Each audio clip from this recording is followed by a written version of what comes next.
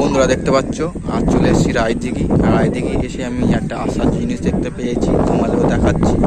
3টে trawler Raidighi bridge থেকে মাছ ধরতে বেরোচ্ছে, তার জন্য সব প্রস্তুতি পর্ব চলছে। ব্রিজের উপর থেকে তোমাদের দেখাচ্ছি, কেননা ওই জায়গায় গিয়ে তোমাদের দেখাতে পারবো আছে, তাই তোমাদের দূর থেকে দেখাচ্ছি।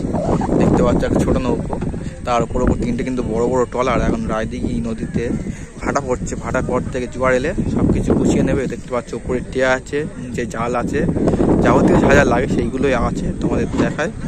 যদি এরকম ভিডিও তোমাদের যদি ভালো লাগে অবশ্যই লাইক করতে হবে, কমেন্ট করতে হবে অ্যান্ড শেয়ার করতে হবে। চলো ছোটো একটা ভিডিও করে তোমাদের দেখাচ্ছি। 3টে ট্রলার কিন্তু পর্ব দাঁড়িয়ে আছে, আর এই একটা ফেরিঘাট দেখতে পাচ্ছ।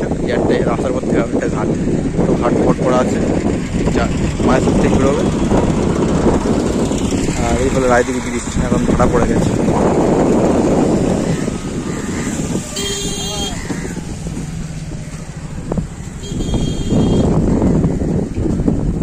ট্রলার থেকে কিন্তু এখন মাছ আনলোড হচ্ছে, দেখতে পাচ্ছ। 2-3 দিন আগে ট্রলারগুলো ছেড়েছিল, এখন সব মাছ আনলোড হচ্ছে রায়দিঘি বাজারে।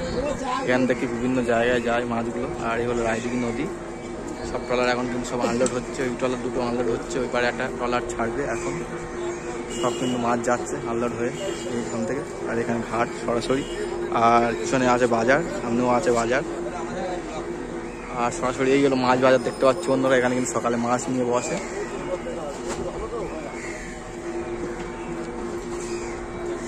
দেখতে পাচ্ছ বরফ ভর্তি, সব মাছ আনলোড হচ্ছে, আর বরফ দিচ্ছে মাছের করে।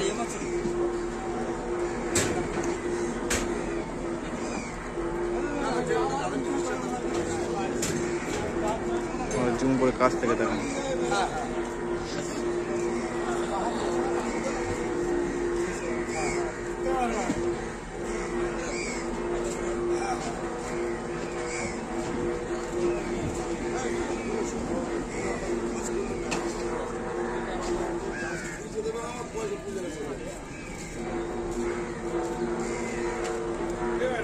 বন্ধুরা এই 3টে ট্রলার রায়দিঘি ফেরিঘাট থেকে বেরিয়ে যাচ্ছে মাছ ধরার জন্য।